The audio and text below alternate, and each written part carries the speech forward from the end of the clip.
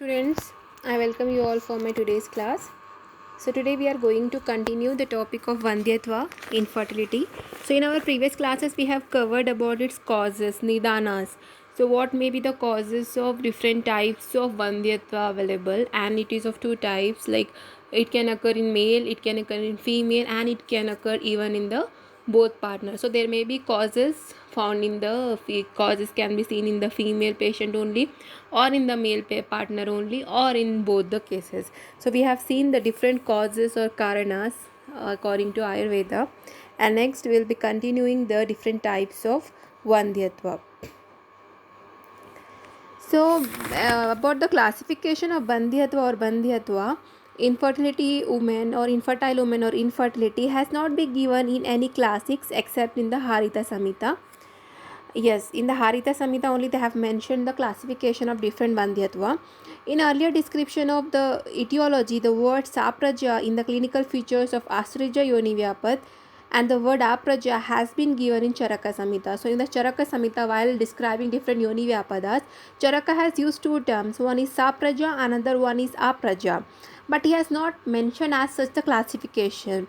And one more thing is, under the congenital anomalies, while mentioning the congenital anomalies, Charaka and Vagbhata has described Vandhya as the incurable condition of the congenital absence of uterus and arthava. He has mentioned anartavasthani chaiva shandiye, they have mentioned. No? So similarly they have mentioned Vandhyatva is the condition where there is absence of the uterus and artava. Even anartava is the absence of the artava and absence of uterus. So garbhashaya is absent in this case. So these are the scattered references found in the Charaka Samhita. So considering all these references together, infertility can be classified in the three types according to Charaka. So if you considered all those references together of the Charaka, then you can classify the infertility according to Charaka into three types. Those are, first is Vandhya, second is Apraja, third is Apraja. So according to Charaka, Vandhyatva or Vandhya is of three types. Vandhya, which is absolute sterility. Second is Sapraja, that is a with baby. Sa means with, Praja means children, that is it is a secondary infertility. And Apraja is a primary infertility. So according to Charaka, it is of three types: Vandhya, Sapraja and Apraja. So let us see the types in detail. First is about the Vandhya.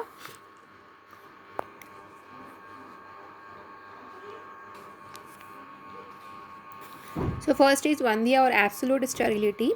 Vandhya due to the congenital absence of uterus or artava or artava is defined earlier already by Charaka. Chakrapani, while explaining the causes of Sapraja, he writes explaining the causes of Sapraja, he writes that why the woman, in spite of having being Sapraja, that is having progeny already, or Avandhyata, that is capable of conceiving, becomes pregnant after quite delay. So he gives the causes of delayed conception of the Sapraja and Avandhya lady. Here the use of term Avandhya for a childless woman but with the capacity to conceive denotes that the word Vandhya refers to absolute inability to become pregnant. So that means, so they have used different terms like Sapraja, Avandhya, etc. to denote the woman who is able to conceive. But the term or the word Vandhya refers to the absolute sterility or the absolute inability to become pregnant. In short, the Vandhya refers to the incurable congenital or acquired abnormalities resulting into absolute sterility. That means Vandhya is an incurable or asadhya condition, or the because of the congenital absence of the uterus or artava, which is not at all curable, asadhya, incurable condition. So according to Charaka, he has used the word Vandhya only to denote the incurability of the condition, whereas he has used other terms to denote the possibility of pregnancy in other ladies like Sapraja, Avandhya, etc. But the Vandhya has referred only to mention that incurable condition where there is congenital or acquired anomalies leading to the infertility condition. So next type according to Charaka is Apraja. Apraja, A means absence, Praja means children. So here infertility in which the woman conceives after treatment or the primary infertility, that means the woman who has never conceived or who has no children, but she has the ability to conceive. Maybe because of certain reasons, certain causes, the pregnancy is delayed in her. So that means after treatment she can conceive. So this is called as the apraja condition. Second is sapraja. Sapraja is a condition in which sa means with, praja means children, with children. That means she has children already. So it is a condition in which a woman in her active reproductive age, woman is in her active reproductive age, and she does not conceive after giving birth to one or more children, or it refers to the secondary infertility. That means already she has children but she is unable to become pregnant again. So that such condition is called as a secondary infertility or sapraja according to Charaka. So these are the three types of Vandhyatva according to Charaka, that is Vandhya, Apraja and Sapraja. Next, according to Haritha, who has given the detailed description of Vandhyata, and he has given the 6 types of Vandhya also. Haritha has described classification and etiology together. Names of the different types denote the specific clinical feature also. So according to Haritha, it is of 6 types. So I'll read the quotation. Here they have mentioned the quotation. So according to Haritha, the quotation goes like this. Vandhya स्यात् षट् प्रकारेण बाल्येन आप्यथवा पुनः गर्भकोशस्य भङ्गाद्वा तथा धातुक्षयादपि जायते न च गर्भस्य सम्भूतिश्च कदाचन काकावन्ध्या भवेचैका अनापत्या द्वितीका. See, काकावन्ध्या भवेचैका means eka is first one is काकावन्ध्या, अनापत्या Dwitiya means second one is anapatya, and garbhasravi tritiya, third one is the garbhasravi, third type is a garbhasravi. Kathita Muni Sattamaihi Mrutavassa Chaturthi. Mrutavassa is the fourth type. Chaturthi means the fourth. Mrutavassa is the fourth type. Siyat Panchami Cha Balakshayat. Panchami is the fifth type, and the fifth type is called as Balakshayat, or it's because of Balakshaya. And the next line, he has not mentioned the sixth type. Shad type is not mentioned, but he has counted 6 one. So let's see the next line. What he has mentioned is तस्योपक्रमेण वक्ष्येयेन सा लभते सूतम् अजातरजसां स्त्रीणां क्रियते यदि मैथुनात् तेनैव गर्भसङ्कोचं भगत्वाम् उपच्छन्ति तेन स्त्री भवते वन्ध्यं गर्भं गृह्णाति नो भृशं सा च कष्टेन भवति राम गर्भवती भिषक्. So this is mentioned by Haritha. So the types according to Haritha includes, first one is, as he has mentioned, the first type is Kakavandhya. But before mentioning the types, in the first line he has mentioned certain conditions where the pregnancy is not possible. So initially the Haritha has mentioned 6 types, but he has named only 5 in the subsequent description. Thus, infertility due to the childhood age, injury or prolapse of the uterus, dhatukshaya, loss of dhatus, and constriction of the vagina and uterus due to the coitus done before menarche. He has used a term Ajata Rajaso Strinam Kriyate Adi Maithuna. Ajata Stri means the woman who has not attained the puberty age, or you can say the very young girl. So if the coitus is done in a very young girl who has not attained the maturity, then in such condition also what happens, there will be constriction of vagina and the uterus. So a constriction of the vagina and uterus occurs. Garbha koshasya bhangadvam jayate. They have used the term Garbha Sankocham Bhagatvam. So Garbha Sankocha occurs here. So constriction of the Garbha and uterus and vagina occurs due to the coitus done before menarche. So Ajata Rajasam Srinam Kriyate Yadi Maithuna Tenaiva Garbha Sankocham Bhagatvam Cham Upachanti. So these are the different causes of Vandhyata they have mentioned. So all these can be considered, all these together can be considered under the 6th category. It is a common saying that the crow has only one eye. Probably due to this effect, one child's sterility has been termed as Kakavandhya.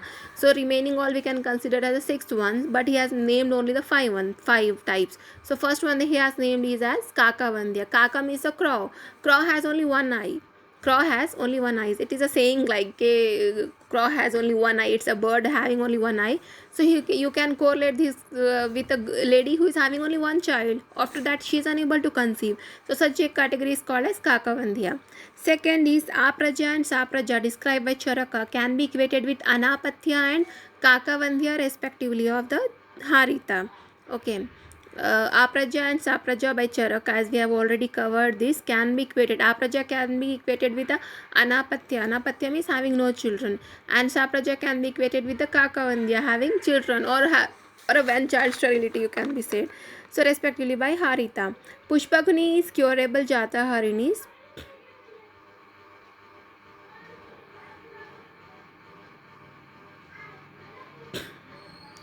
So 6 types are, first one is Kakavandhya, that is one child sterility. Second is the Anapatya. Anapatya means the no child or the primary infertility. And third is said by Munis as Garbhasravi. See here, the name itself suggests Garbhasravi. Garbhasrava means the abortion. So Garbhasravi means the repeated abortion. Because of the repeated abortions, the woman is unable to conceive. So as I have already mentioned in our previous classes, that Harita has mentioned infertility as not only the Garbha Prapti, but he has mentioned the Praja Prapti also under the heading of infertility. He has said not even a woman who is not able to conceive can also be considered as infertile, but the woman who is unable to get a child can also be considered as infertile. Praja Prapti, instead of Garbha Prapti, he has used the term Praja Prapti because of the repeated abortion, because giving birth to a dead children, etc. So third one is the Garbhasravi, that is a repeated abortion. And fourth is a Mrutavasa, that is a repeated Mrutavasa means again the Mrutavasa means stillborns. So dead fetus, dead babies, you can say. So the Mrutavasa means the repeated stillborns. A woman giving rise to repeated stillborns births can also called as a Mrutavasi, which is considered as a fourth type of Vandhyatva. And the fifth develops due to the Balakshaya. Here the Balakshaya means the loss of strength. So because of the loss of strength, the woman is unable to conceive. So that is a fifth variety. If the coitus is done with a girl before her menarche, that is Ajata Rachasam, then it results in the constriction of the uterus and bhaga, that is the perineal, and the vaginal canal becomes very constricted. And this woman does not conceive, or even after treatment, she conceives quite late with a great difficulty. That's why the coitus with a Ajata Rajasam or a very young girl who has not attained puberty is contraindicated. At other places, he has mentioned that, So these are the 6 types of Bandhyata according to Harita. And Harita's one more reference is available. Harisamita Tritiya Sthana. He has given one reference in the Prathama part. Harita has given one reference. He says that, I'll show you the quotation. Here the quotation is Vandhyanam Shiranadi astu Vatena Paripuritaha Shiram Chana Bhave Tasmat Artavam Chadhikam Yataha. So this is mentioned in Harita Samhita Prathama Khanda. So Harita has mentioned this one more quotation. It means, what does it mean? It means that Vandhyanam Shiranadi astu. That is, the Shiranadis or the milk carrying channels of Vandhya are filled with the Vata. Vandhyanam Shiranadi astu Vatena Paripuritaha. So the milk carrying channels of the Vandhya are filled with the Vata. Thus, she does not excrete the milk. So in Vandhyata, there is no milk secretion, but she loses more amount of blood during menstruation. And she says, but there will be excessive discharge of menstrual blood in the Vandhya ladies. So these are the references given by Harita. Coming to the references of Charaka, clinical feature, Charaka has mentioned that different Jata Harinis can lead to the Vandhyata, as we have already covered in the Karanas. So he has given the clinical features of Pushpagni Jati Harinis. The clinical features of Pushpagni Jati Harinis are like this.